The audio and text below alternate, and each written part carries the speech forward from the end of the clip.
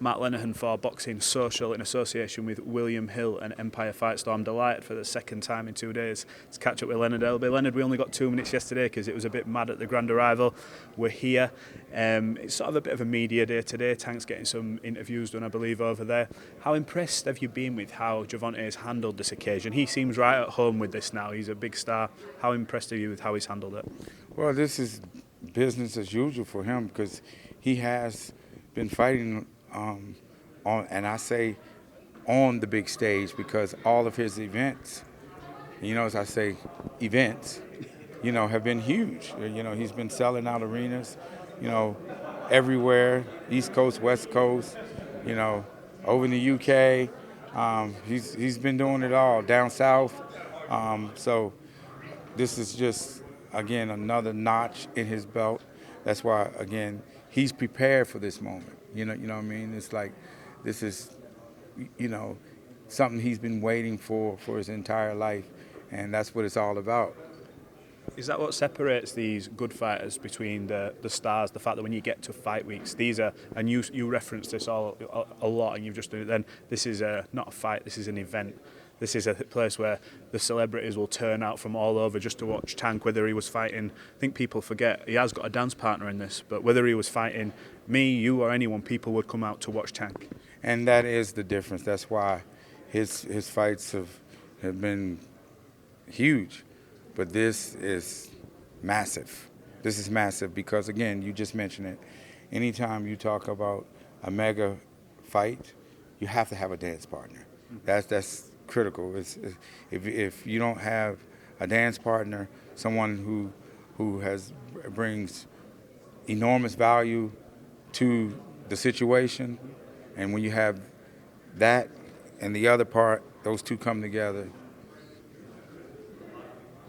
you know what it is. He's evolved over the years. I remember watching Tank in the early days, been developed under Mayweather Promotions, and you guys did an unbelievable job in raising his profile, and he did the fighting in the ring to back it up. How pleased are you with how he's matured as a man outside the ring? He's become a father. I know his team, Calvin, and the guys in that gym have tried to obviously keep him on the straight and narrow, and they've helped develop him as well, in and out the ring. How proud of you of how he's, what he's becoming? Personally, like for me, that kind of thing is like it's big because I've watched him, mature to the man that he is today, and it's very, very impressive. And the timing couldn't be better. He's handling things right in stride, and he understands what's at stake, and he's more mild-mannered now, and things have slowed down. You can see things clearer, and that just comes with being more mature.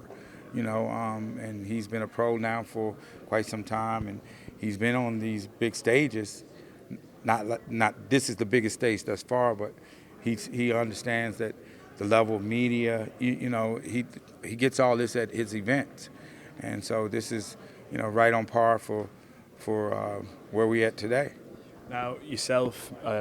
You've always done business with everyone, whether there's been back and forth in the background like yourselves and Golden Boy. You always had, I know, Richard Schaefer in bygone years. I know you used to do a lot of work with him. I heard you reference, obviously, you deal with like Eric Gomez and things like that. How were negotiations for this fight? Do you deal with Oscar, Eric, or do you just deal with Eric? How has it worked? And was there any roadblocks in the way of making this fight? No, the only issue was the network. Ryan had agreed to all the terms initially, so it was very easy. I sent over the offer, and Eric and his team, obviously Ryan and his team, they agreed to everything, with the exception of what we just talked about. I know they agreed to everything, and you don't know whether a lot of it's just talk in the build-up, but Ryan, Oscar, they mentioned the weight and stuff like that, but ultimately they agreed this way. They didn't have to do it. Do you sometimes, when you're in these negotiations, especially with Golden Boy, have to remind them of the fact that in a bygone year, when Floyd Mayweather was on the rise, he was fighting Oscar De La Hoya. Oscar, I believe, chose the weight, chose the gloves, and you have to sometimes say, look, we're the A side, you know the drill by now, kind of thing. Is that something that ever comes up when you're dealing with an opposition promoter? No. I mean, that's what it is. Everybody know what it is. You don't have to say something that was already understood. You know, there's no issues. You know, everybody in boxing know that Tank's the A side to everything. When you look at Gervonta Tank Davis, obviously multiple world champion now, is he getting to the point where you see these superstars? We mentioned Floyd, obviously, because you've worked with him over the years, where they don't become maybe bigger than the belts, but they will get to a point where they say they won't let mandatories hold them back from having a big fight like this, and they will ultimately dictate the terms in their career. Yeah, I mean, it just comes down to the fighter. What they want to do is that it's you get to a point in your career where you want to make the biggest fights possible, and that's what Tank will decide. He'll make that decision on what he does, and but the focus is just Saturday night. I know none of you guys will overlook Ryan. Ryan's coming in there. He's mentioned Gervonta's name for years, so he obviously thinks there's ways and means to get a victory on Saturday night. But when you look at Tank and you look at, I won't say some of the other boxers, but there's some huge fights to be made, regardless of what happens in this. Do you believe Gervonta Tank Davis is the best of this bunch of this current crop? Your Shakurs, your Devons, does he sit at the top? No doubt, hands down. Yeah.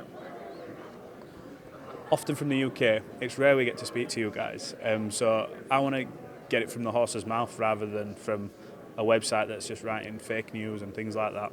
We often talk about you and Eddie Hearn, and I don't want to go over that because it's old ground. But can I hear from you, where did this initially break down? Because we see all this flying about, and I'd rather hear from you yourself rather than another source. Why is there like a relationship breakdown or something between you guys? Because I don't know where it all stemmed from. No comment. I'm focused on Tank and Ryan Saturday night. I'm not thinking about. Okay.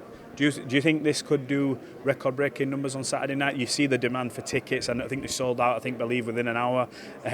Is this something that could break records over here? The sky's the limit. The sky's the limit. You know, we know that we have a hot fight. It's the biggest fight in boxing. We do know that.